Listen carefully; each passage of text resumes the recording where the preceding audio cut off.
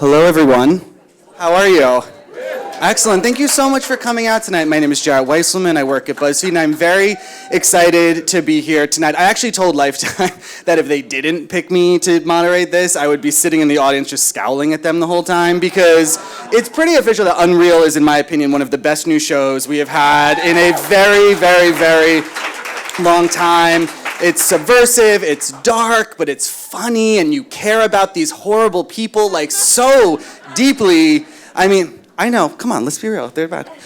So let's waste no time and get the actors out here and talk all about Unreal. First up, we have Ashley Scott.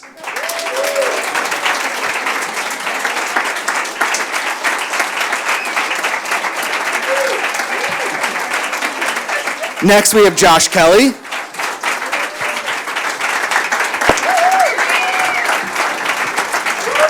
Shiri Appleby.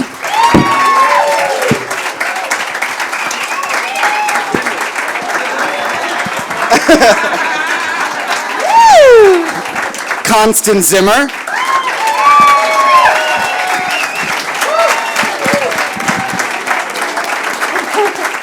Bowyer-Chapman. And last but not least, Breeda.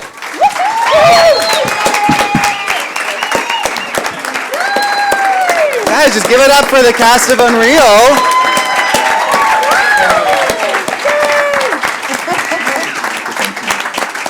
Hi guys, thank you so much for being here tonight. Is that good? Is that good? Yeah. Okay. It's good. As you could tell from the reaction, I mean, this show caught on in a very unexpected way. I mean, I think it's great when a show gets great ratings, and I think it's great when a show has a loyal fan base, but to get the kind of recognition that I feel Unreal got in a way where people could not stop talking about it, they could not stop watching it. Shiri, let me just start with you on this. I mean, with a little bit of distance now from the show ending, I mean, what has sort of your takeaway from the first season of Unreal been and the way people have responded to the show? Wow, well, I mean, it's kind of surprising. I mean, the whole thing has been really surprising. We made an original pilot like almost 2.5 years ago or something. And so and then we threw it away and started over. And, you know, we were making it on Lifetime, which not a lot of people were paying attention to, quite honestly. And so we were making it in Vancouver, so we didn't have our producers around. There wasn't like a terrible amount of like influence. It was really whatever we were creating. And so there was a lot of freedom in that, and there was a lot of attitude of like, let's just go for it. There didn't feel like there was a ton of pressure. Mm-hmm. And I think that I've been thinking about that a lot, that it seems like without the pressure, we sort of produced something that felt very like free and loose, and not the kind of work where you're like so hyper controlling what you're doing at every moment. And that obviously seemed to work. Like now I'm working on something else and I keep just trying to tell myself like, just relax, just like throw things against the wall, just pretend like it doesn't matter as much. And that was kind of the attitude in a way. I mean, we were all like, let's make the best show we can. Freddie was always like, we're going to get Emmys, we're getting Emmys, we're getting Emmys. Like, but that attitude was amazing just because you were like, let's try. Like, he was always like, let's try to make it great, which we did, but there wasn't like this real pressure. And so the fact that like this response has come out of that has been really informative and really exciting. I mean, I think a lot of times when actors work on a show, and as you're saying, sort of in a bubble, you can get sort of that, you know, outside the bubble, inside the bubble mentality where you're just like, this is gonna be the best show and we are going to take over the world. But like you guys actually did in a lot of ways. So I'm curious, I think we took over your world. I don't think we took over all of their worlds. My world is the only world that matters. No, but I mean, I think, but when you have a room like this, I mean, when we did the Paley Fest too, when you see the fans of this show, it is the biggest show in the world to them. Constance, why do you think the show connected in that way? I have no idea. Again, I do think that it's true. Like, we had nothing to lose because we were trying to break through the Lifetime banner, trying to show that you don't have to put everything in a box, that you can change. And Lifetime was all about doing that with the whole show and the whole series. And I think for us, it was always about, wow, you're going to let us say that? And we're going to, what? We're going to do, I'm sorry. I thought this was a Lifetime show. So I think it was super exciting for all of us to realize that there were no barriers. We were allowed to really experiment and see what we could get away with. And I think that what the fans have really showed is like next year can be even darker and dirtier, and that's almost more terrifying. Well, let's actually sort of go back to the beginning. Jeffrey, I'm curious. I mean, when you get this script, what is your first reaction when you get to sort of the last page of it? Of the pilot? Yeah. I mean, I'll start at the first page of it. I was so blown away by this script. I've been such a massive fan of Marty Noxon since I was a teenager, since I was 14, 15 years old, obsessively watching Buffy the Vampire Slayer. So to work with her specifically was a major dream. This show is so dark and edgy and interesting and real and gritty. It's something that I've always wanted. It's a project like this specifically is something I've always wanted to be a part of. Like Shiri said, we started with an original pilot and we shot it in 2013 in Atlanta, and it was a very different project. It was kind of more sitcom-y at the end of the day, and they saw such potential in the story and in the characters and in the writing that they knew that they had something good, but we had to rework it. So to have the opportunity to come back again with some different writing, some different cast members, a different location, and to shoot it and to make something really genuine and gritty and raw and fantastic. I mean, to be a part of this is just, it's my childhood dream come true. It's very interesting because it is a very large ensemble that exists in the pilot episode. It's not only, the 6 people on stage, but there's Craig's character, and then there's also like a cadre of bachelorettes who I actually feel like in 42 minutes we get to know very, very well. And I'm curious, Breeda, when you read the pilot script and you're sort of thinking about characters, did you go in and audition for one of them, or did you go in for like a specific, did you go in to play Faith? When you auditioned, was it for Faith or was it for Bachelorette, Fill Me In where appropriate? I went in for Faith. I was shooting an Amazon show called Betas, and I didn't think I was going to make it. And it's like that classic, I'm assuming there's lots of actors here. So it's that classic thing where you're like, I don't have time for this. I can't look at this. I don't have time for this. And then you look at it quickly and you're like, oh, this is good. And then you go in and it's like the best thing you've ever done. Where you didn't think about it too much. You weren't trying to push or press or prove anything. I didn't have anything to prove. All I needed to do was have something be exposed that I didn't want anyone to see. That's all I had to do. So that was my one, and so the audition, just that one thing. The audition piece was when Shia comes up to me and says, yeah, we want everyone to know that you're a virgin. And at that point I was actually a firefighter as opposed to a rodeo girl. And I thought about all the dudes at the fire station who I've avoided talking about my sexuality for my whole life, and now I'm going to have to tell everyone that I'm a virgin, and that going in with that one simple, not simple, but one truth. And I tried to hold on to it. And I thought about this cool girl in my high school. I'm afraid to say her name in case she ever sees, but she was this incredible soccer player, and she was like silent and strong and beautiful and awkward and completely confused with her sexuality. I'm definitely not mentioning her. She definitely knows you're talking about her though if she sees this, like she's figured it out. Maybe I still follow her on Facebook. I always wonder, like, does she know that she was like, I was like, oh, I'm going to be just like her. But mostly I was just inspired by,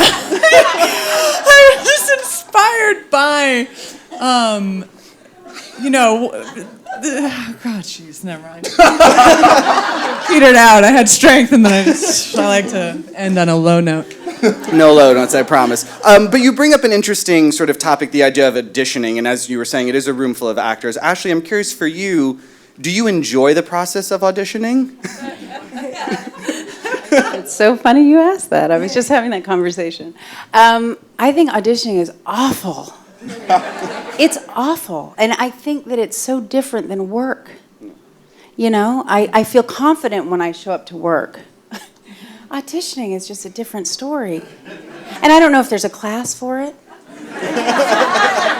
And if there isn't, there should be. There are. Are there? There's cold reading classes. I think this town makes a living off of it. I bet you someone teaches a class on it in the Yeah. Guarantee it's just awful.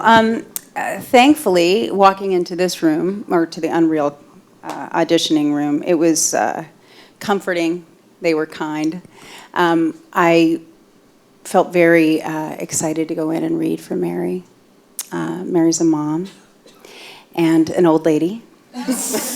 So I totally identified. And yeah, it ended up being a wonderful process, that particular room, but all the other ones have been horrible. Well, but you know, it's not as if you have not done well in auditions. I mean, you have done really great work for a very long time, and I'm curious, like, what your trick has been. What your trick has been to get from the place where you're like, I hate this room, I wish all these people would leave me alone, to actually booking the role. No, you know what it is? It's confidence. It's walking in. It took me about 10 years to drop the nerves, really, honestly, which it's embarrassing, but it's true. Now I walk in and I feel comfortable, but I think that kind of comes with age as well. No, I don't know. I think the jobs that I got, I guess I really deep down inside knew that I was going to get them, you know, because you really identify with the person. Yeah, I don't know. Josh, did you feel that way about Jeremy? Did you feel deep down inside that this was a role you were meant to have? In some ways, yeah. And then there was also necessity behind it. I had just done a movie in Bulgaria, and I broke my shoulder doing it, and I knew that.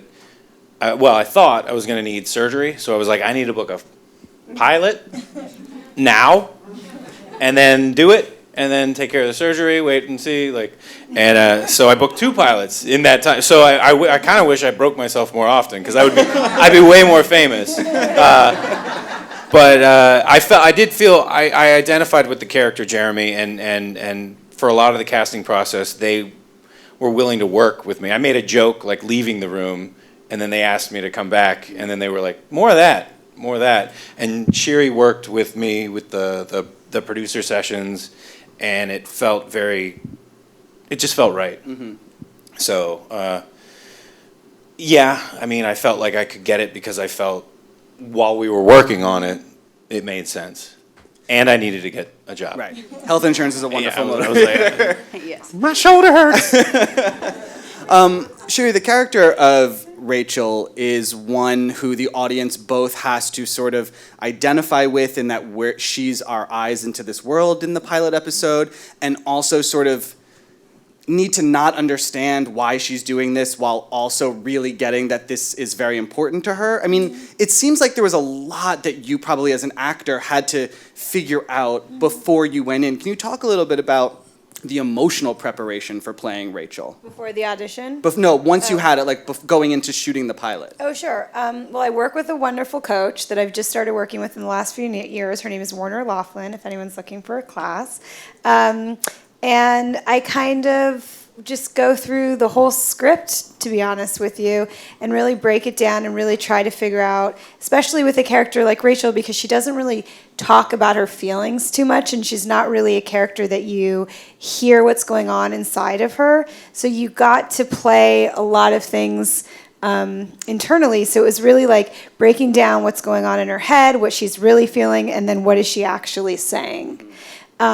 And I think for me, especially like in anything I do, I really try to map out the arcs, even though you know it's an episode of TV, we have 42 minutes, it's going from one place to the next, but at the same time, you can really add a lot of levels to it. So, I just try to go through each scene, try to make it as different as possible, try to flip it and have as many turns as I can, and then really say this is what's on the page, but what can I really choose to play that's not expected in this moment, and then keep kind of doing that. But I think what's really been interesting in the last few years is doing the prep work with somebody else. Because before that, I would do it all by myself and really break down a script. But having somebody to talk to about it, it's almost like hearing myself say out loud what I'm feeling when I'm thinking about this character is what really helps me when I finally get to work. Does that make sense? Yeah. Okay. Absolutely. Thanks. Well, with that said, I never really talk about it too much, but that's what goes on. with that said, they just watched the pilot episode, and we've talked about this, but the moment for me that this show crystallized is right after Rachel finishes talking to Mary, and she tricks her, and she manipulates her into going up to Adam and talking, and she turns and she wipes away a tear. It gets worse. In a way that no one would see. I mean, for you, how much of that was an indicator into the character? That moment specifically, when I watched the pilot, I felt the exact same way, and that was an audition scene. And like I said, we've been saying, I did the pilot, we did one, so I had done that scene so many times. But what was so interesting about that whole run was that our director, it was 4 or 5 scenes. It was 4 or 5 pages, which on television is quite a bit. We had 4 Steadicams running that day at night. And so he had us block it and play it all like a play. So again, you couldn't get stuck in your head. So you're just going from one girl to the next girl to the next girl to the next girl. So by the time I actually got to Mary, I was a little bit tired, but also I had that massive adrenaline rush doing a play. And I also get very vulnerable quite easily. I apologize. I always try to tell myself not to cry on camera. It's kind of crazy. But I just got really kind of caught up in the moment because she's really looking at this woman and she's like, I'm now attacking her child. I'm bringing the kid into it. And the tear just really happened. But when I saw it cut together, I was like, these are the little moments that define a character, help put a show together. Yeah. Constance, what for you have been those moments? Because I feel in the wrong hands, Quinn could have been a Disney villain who was overlording over and twirling her invisible mustache at all times. And she never was that. I mean, you did such an amazing job, I thought, at injecting a humanity, even when she is being, mustache twirly. Yeah. I mean, for you, what was the key to her as an actor?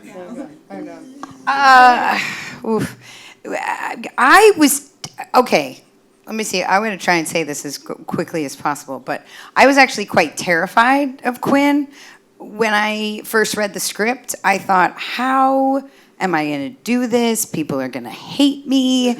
I'm a horrible person. And then I thought, you know what? Horrible people don't know they're horrible, right? So I thought if I can just go in and make her relatable, whether she's horrible or not, that's up to you as the viewers to decide based on what you've had in your life and your experiences and all that kind of stuff. We've all kind of interact with somebody like this. It's sometimes somewhere, even if it was just a waiter that was having a bad day.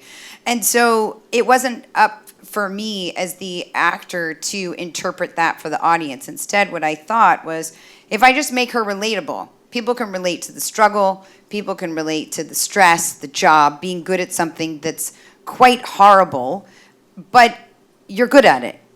And you can't make mistakes for it. And Shiri and I would talk about it all the time, that they're just really good at their job. Yes, they cross the line, obviously, but it's also reality television, I think, crosses the line all the time.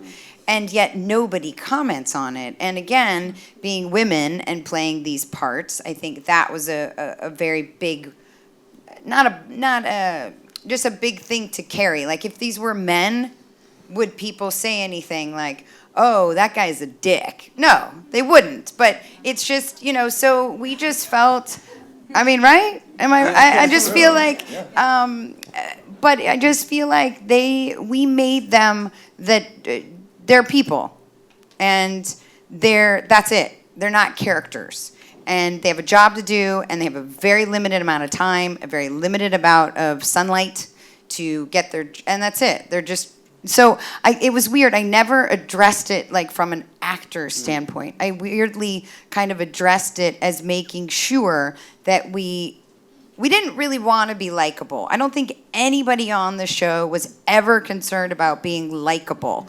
We all wanted to be Maybe Josh. Josh was a little worried, maybe. I mean, but, and I think, you know, and no, it's great. I tried. You did. But like everyone's flawed on this show, which is why I think, which goes back to the question you asked me before, which is why do I think people really kind of found the show and embraced it so well, is because nobody's perfect. Everyone's flawed. Everybody does horrible things. And so it was more about just making sure that you guys could relate to something about everybody.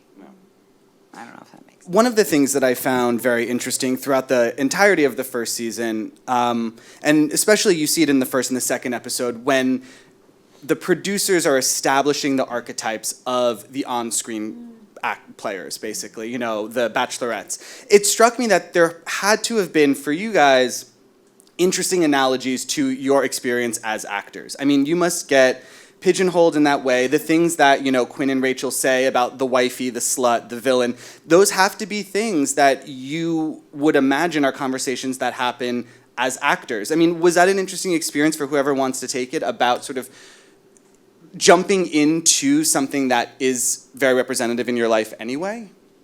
Oh, let me careful for this microphone. I felt like I'm not drunk, I promise. No, I'm really not. But I felt like doing this project was a way to strip down those stereotypes by enforcing them. Does that make sense? Like, we were building them up to break them down. And you can see it in, you have a contestant in a sequined gown with her breasts taped together and hair in her, you know, hair perfect, stuff in her eyes. I mean, this isn't like what any normal human being should be doing to their bodies on a daily basis. And then you have that counterbalance with Rachel, who is like an empathic genius and is manipulating a stereotype out of this woman who's spent 3 hours dressing as a clown. And so I felt like this show was deteriorating those stereotypes. And we had an opportunity to, almost like a satire, examine how in reality television and on television in general, and as actresses and actors, how you're, as people, jammed into these boxes, like Constance was talking about. Mm-hmm. And right, so like by bringing light to them, yeah, it brought them down. For me, it was like interesting, we were radicals. Just because I've always, but I want to get more into writing, and so it was like the pilot episode is almost like writing a script. Like, you see the characters get built up. You have the perfect director who can manipulate the actors into being the character that they didn't even realize that they booked the role by. They think, oh yeah, I auditioned and I got on the show, and then they realize later on that they are but a necessary part in order for the show to make sense, or story to make sense. So, Jeffrey, I want to ask this of you, because there's a great moment in episode 2 where Jay, the producer, basically pulls aside the 2 black contestants on the show and says, if you actually want to do well on this show, you have to play into every single stereotype that reality TV expects of black women. Yeah. I'm curious what you thought of that moment, and sort of, did it fit into what, you know, Breeda and Josh are talking about? I was blown away by that moment, and I remember speaking about this with you at the Paley panel, that Breeda actually gave me a book by August Wilson called The Ground on Which I Stand, about black entertainment in America versus for black audiences versus black entertainment in America for white audiences, and the vast difference between the two. And you know, black entertainment in America for white audiences tends to be what Jay talks about in episode 2, the bigger, more, you know, stereotypical characters, the Nene Leakes, the Omarosas, and they're not necessarily authentic or positive representations of Black women in America. However, it tends to be what sells on American television. To me, it was heartbreaking and saddening, but to be able to shine a light on that storyline and to expose that truth and to look at it from a different angle was a really fascinating and beautiful opportunity that I was so blessed to be a part of. Absolutely. The show did that in a lot of really great ways, and now if you guys have only seen the episode we screened tonight, I'm going to ruin stuff for you. But that's on you because you've had plenty of time. You should do show of hands. How many Okay. have actually seen all 10 episodes? Oh, Yes, great. Okay. guys. So I'm going to ruin this for like 10% of you, but it's fine. Thanks, Because Mom. you should know about it. One of the things that I thought Unreal did a really interesting and wonderful job with was Mary and her bipolar disorder and how she was manipulated through drugs and sort of what that did to her. And I'm curious for you actually, I mean, how much of that did you know coming into the show? Did you know her entire arc, or were you finding out script by script sort of how deep that rabbit hole went for her? When we first flew up to Vancouver and did the first table read, Marty and Sarah, after the table read, called me in to their office, and I thought, oh no, I'm getting fired. But they didn't fire me. They gave me an amazing storyline. They gave me an incredible responsibility with Mary's story. And I have someone very close in my family that has suffered from bipolar disorder. She's now since passed away, but I found it to be very important to tell her story, especially someone that has children. And she really, gosh, it was an intense process for me. Anyway. I mean, when you're talking about the importance of it, and I agree, it is incredibly important. I mean, what kind of response have you gotten from people who've seen the show to Mary's journey? People have been incredible. I've read emails and read Facebook posts from people that have lost friends and family to suicide, people that have almost committed suicide, and it's important. You know, it's important to talk about mental health, not just in the reality world. It's important to talk about the responsibility that I think networks have when they hire or bring these delicate people on. I've had an incredible response, and so I'm very proud to have played her. Absolutely. Yeah.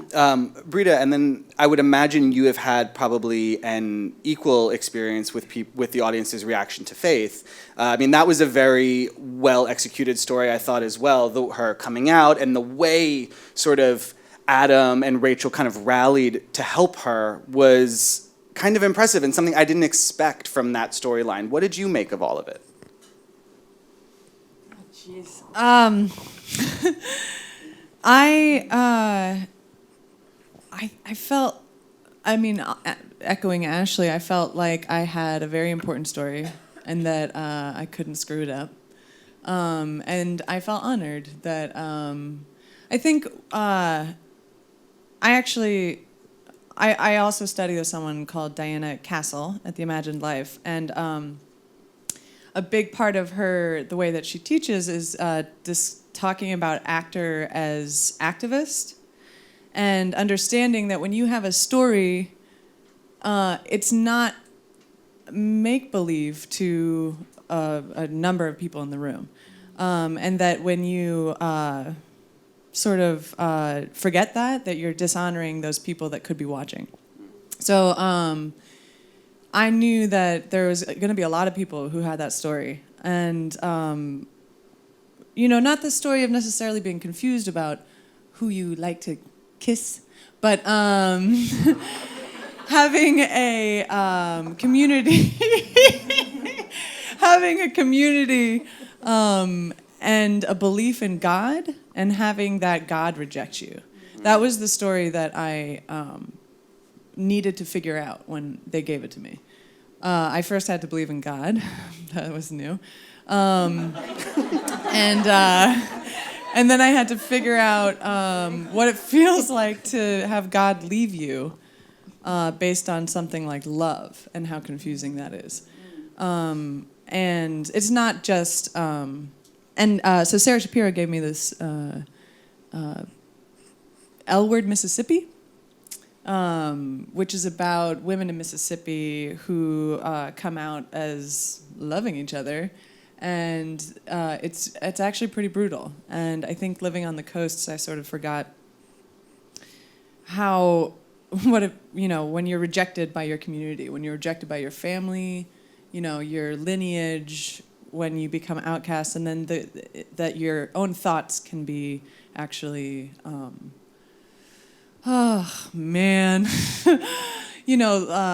seen by God, and that are sinful, so you can never escape. And then the fact that I go on a show where I'm always seen and examined is almost like this desperate extension of that same confinement in my home. So, I didn't want to mess it up. Absolutely not. You didn't mess it up. That's it. Thanks. She nailed it. We asked the audience for some questions beforehand, and the first one is from Alexa, and it's for Constance and Shiri, and she asked, you two play off each other incredibly well. What is your favorite part about acting with one another? Well, where's Alexa? Oh, hi. Well, I like Constance, and I think that really helps. I'm not even kidding. I like you too. Thanks. I think it really helps to like the person you're working with, and we both have really similar objectives, which is go to work, do a good job, be nice to people, go home. I know it seems simple, but it doesn't happen all the time. So I think, there's that. And I don't think there's a tremendous amount of ego between the two of us. It was a very, okay, fine, maybe I have a little bit of an ego, but I'm just saying, it's like very supportive. Like, let's run lines, let's do this, let's try it a little darker. It felt like very safe and very easy, and you're working with your friend, and it wasn't, there was no politics involved, and I didn't have to be careful and be on my toes, and I just like you, Constance. You're so cute. No, I would agree. I think that we weirdly just it's crazy that we only met on this show, because it feels like we've known each other our whole lives, and you feel that in the relationship with Quinn and Rachel, and that's something that I don't know if you can act it. So I feel so fortunate that we do actually really like each other, because I think it's what makes the relationship of Quinn and Rachel work, and I'm so grateful for it. We just, she's very pretty, so I like to stare at her, and it gives me my fuel for being bitter and angry. So it works. It really works. Well, you may have just answered the next question, but we will see. Abby wants to know for you, Constance, what sort of is the greatest inspiration for you with this character? It's Abby? Oh, hi. I have to say I didn't want Quinn to be based on one person in particular. So I formed her out of men, women, kids, a dog. But I really, she's just an amalgamation of so many different personalities that I have met over the years, whether they were personal, whether they were work, whether they're people who are still in my life. And then underneath, somewhere under there is the sweet Constance that kind of holds Quinn at a level that hopefully doesn't go over the edge. But yeah, it was really just a combination of a whole bunch of people. So I get really terrified when people come up to me and they're like, oh my gosh, I know exactly who you're based on. I know that woman. And I'm like, don't tell me your name, because I actually don't want to know who she is, and that's terrifying that she actually exists. And I always say, I'm so sorry, but thanks for the compliment. Because obviously then it becomes a huge compliment that you can embody somebody that people can relate to or say, oh, I know who that is. And so that's what I did. Absolutely.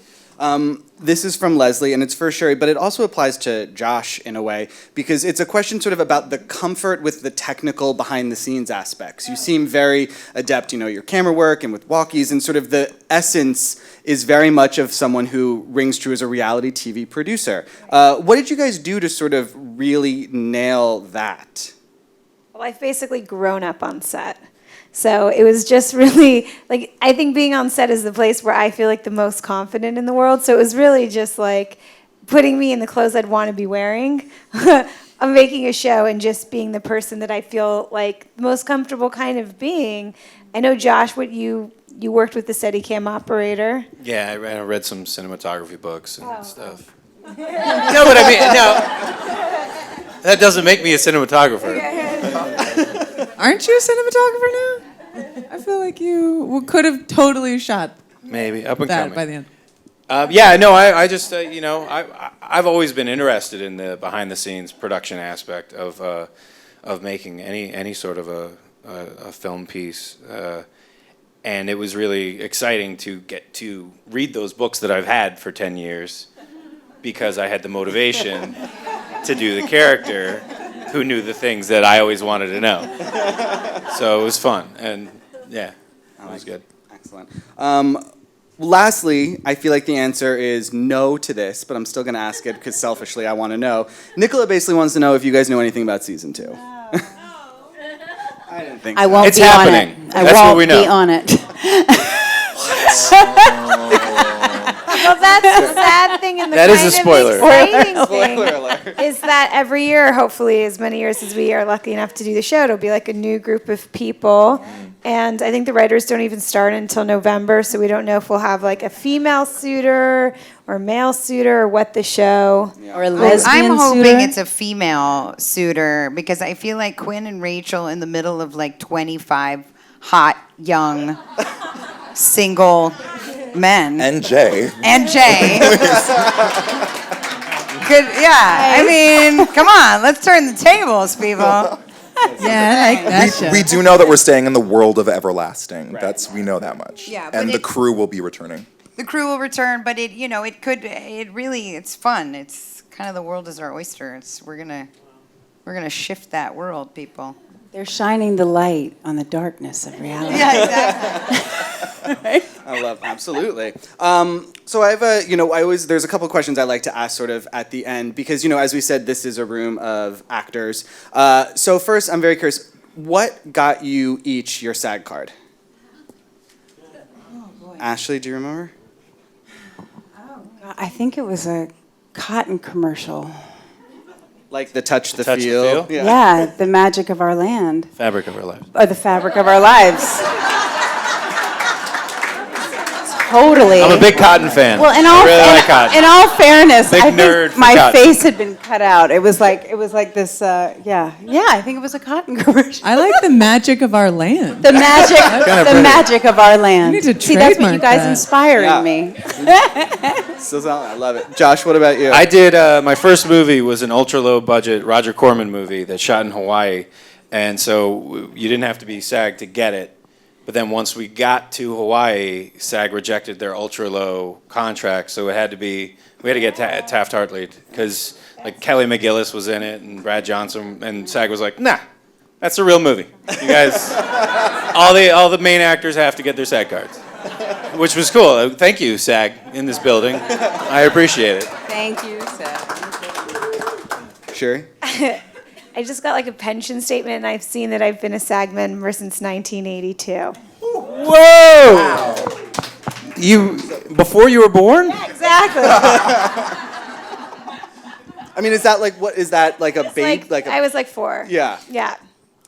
For a commercial, I'm assuming? Yeah, who knows? Yeah, I something. have no clue at this point. But yeah, I've been in That's SAG amazing. for a really long time. That's amazing. Thank you very much. You don't remember because you were 4. Do you remember anything from when you were 4? No. Exactly. I believe I got Taft-Hartley'd on a movie of the week, and I think it was called The Day My Parents Ran Away or something horrible. I don't know. And here's actually, it's a really sad story. I had one line, and I was in the hallway, and it was like, or how'd you, is it the same? I don't know. Anyways, this guy, his parents go away, and everybody thinks that he killed them, but I don't know. So I think I say in the hallway, I say like, how'd you get away with killing your parents or something? I'm not quite sure. But here's the crazy thing. Classic scene. I was cut out, but I was tapped out because my name was still in the credit. But you guys, I watched that whole movie. And when it got to my part, I was like, oh my God, here comes Jarett. Oh. I was just. It's the day your scene ran away. That was it. Cut out. But Taft-Tart laid. Thank you very much. Jeffrey? I'm really trying to think about it because I'm from Canada, so I was in the Canadian Film Union for many years working up there. So I think when I first moved to America, it must have been I did a pilot for NBC called Hatfields and McCoys, and I'm pretty sure that's what it was. No, they just redid it. We redid it. Yeah. Cool. That must be what it was. Breeda? This girl from my past, Jamie Dumaine, I went to college with her, and she was a pageant girl. I don't even mind mentioning her. She's awesome. So is that other girl. She was a pageant girl, and she wore a lot of makeup, and she always seemed like she had a lot of swagger. And she called me up out of nowhere and said, "Can you come in tomorrow and do this thing for this guy I know? We'll give you $100." And so I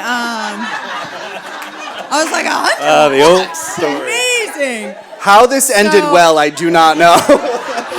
Hey, it ended in my God. SAG card. If you know. Yeah, exactly. No, that's not how you get your SAG card.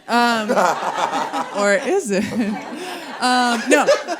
I arrived, and it was a pad commercial. But they had cast a ton of people, and whoever was like, I don't know, who could rub the pad the best, got into the commercial. Are we talking about a maxi pad? We're talking about like that thing where they unfold it, and then there's a blue vial. Yeah, and they, like, a maxi pad. A maxi Right. Yeah, and then you like rub it, and then are like, look, I have no blue on my finger. Wow. That's gonna be like a GIF somewhere. I already see it. Yeah. blue on my finger. No, but they said so. The thing. The magic ended up, of our So they land. picked me to be the girl who in it. Of course they did. And the thing started, and it goes. Wait, what was it? It was like, does your pad get wet and sticky? And then there was a high, like super close up of my face, and I was like, ugh. And I got my SAG card. I would expect no less. So thanks, Jamie Dumaine. That's amazing. All right, well, lastly, although I don't really know why we go on after that. I mean, I just feel like call it a day. But I am curious because, you know, as I said, this is a room of actors, and one of the things that I've learned over doing a bunch of these SAG panels is sometimes as an actor, the bad advice you get is more helpful to you than the good advice you get, you know, because everyone's very encouraging and lovely. But oftentimes you can grow as an actor more from bad advice. So I'm curious, and I'm going to do the exact same line down situation. I mean, what is the worst piece of advice you feel like you've ever gotten as an actor? Worst? Yeah, become an actor. The worst advice? Oh, I don't know. To give to these people, give them bad advice. Just sort of what you've learned would in never. a positive way. Yeah, exactly. Like, I don't know if anybody's given me. I don't really take advice very well, so I don't really ask for it. I think it's a long game, you know, for actors. Yeah. Just keep keeping on and keep trying and doing your best and don't take bad advice. I mean, I guess it's good. I don't know. that works. But That works. When I first started studying, I guess, acting, I went to like a Meisner school, and so live truthfully under imaginary circumstances. And so for me, it's always been, as long as you feel good about as long as you believe what you're doing, then you can rest with the performance. Yeah, you could do better later on, obviously. We should always be able to get better as performers. But one time I was doing a soap opera called One Life to Live, and this one director who I didn't trust told me, he kept, those reaction shots, right? And so I did it in a way that I believed. And I did it a bunch of times. He's like, just for fun, we're not going to use it. Do 1,000 times bigger. And I trusted the guy I didn't trust, and I did it. And it is the only, and I'm not saying I've been brilliant in everything I've done, but I'm saying it's the only time I knew that I was lying on camera, and it still makes me feel uncomfortable because I didn't believe what I was doing, and it embarrasses me to this day. That one reaction where I'm like, because I wasn't believing what I was doing, and because I was trusting a director who I didn't trust. It was like when 30 Rock, when Tina Fey's like, never give them the funny photo that they asked for. Never go big, because it's always the one they use. Yep. Inevitably. Yep. Always believe yourself when you're doing your performance. Yeah. Shiri, what about you? I think there was one time, I think I was in my early 20s, and I was in a lull, and I was venting to my agent, and I was like, what am I going to do? I really need to start working more. And, she told me to get a boob job. And I was like, thankfully I had the courage to say to her, I was like, even if I got a boob job, I'm not going to get those parts. I'm just not that girl. Do you know what I mean? But just the flip side, the better advice. When I was 18, I made a movie with Craig Bierko, which is super random because it's so full circle. We keep popping up into each other's lives. But we were sitting on set one day, and he was like, I'm going to give you the best acting advice anyone's ever given me. He's like, get a great shrink. And sure enough, you guys, it's really good advice. Constance? I would say I was told to get rid of my bangs, grow my hair out, and blend in. What? Yes, I was told that I stood out too much, that an actor's I was too specific, and that I needed to be more generic so that the executives on the other side would be able to imagine me as anything that they wanted. And I took that advice, and I did that, and it was horrible. The jobs I got were boring and bland, and anybody could really do them, and it wasn't my voice. That's not my voice. And it took me a while to realize I didn't fit in that, whatever that genre was. And so it made me realize more than ever. So it was actually bad advice that became good advice, because I then became far more aware of that I have a voice, that I'm an individual. We're all individuals. We all have a voice, and don't ever tell anybody to not be you. So it was from bad became good. Yeah. I love it. Yeah, I think the worst advice that I ever got, and I can only apply this to myself, was to go out for everything, to audition for everything. And that led me to being exhausted and booking jobs that I wasn't passionate about, going into rooms for jobs that I wasn't passionate about, not believing in myself because I wasn't capable of doing certain things that was impossible for me. On the flip side of that, the best advice I ever got was in my very first movie, and the director told me to never compromise my integrity. And that was, to this day, I hold strong to that. Never compromise your integrity. I love it. Breeda?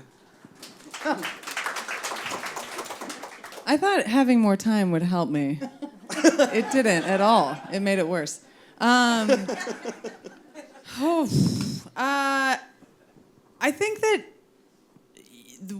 when you are in the arts, that every day is a bombardment of terrible advice.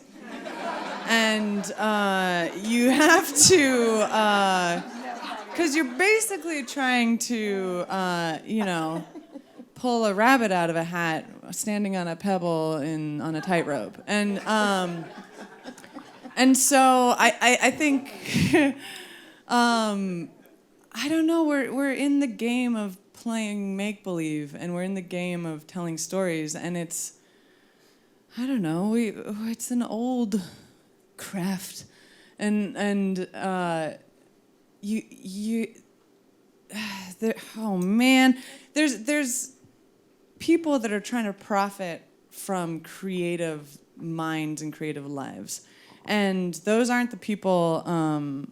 Who's it? Prince calls it the gatekeepers in music.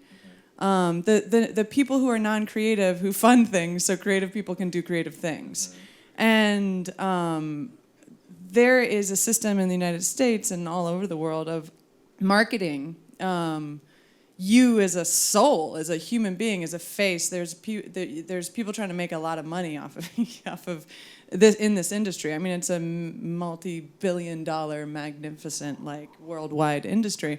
So I guess you have to decide on a daily basis and reaffirm to yourself every single day why on earth you would do something like this, and where you can find the art and try to find a living and make earn a living for your family, or and I see there's 3 women up here who have families, and it's about like navigating this system that's trying to pigeonhole you to market you, and ultimately I think in the end you can only make the very best art that you can and just hope that someone pays you. Absolutely. Thank you so much to all of you up here today. This is so wonderful. I really appreciate it. Thank you to everyone who came out. Thank you, guys. Lifetime, the Thanks SAG for coming. Foundation. Thank you guys. Thank you, SAG. And have a lovely night.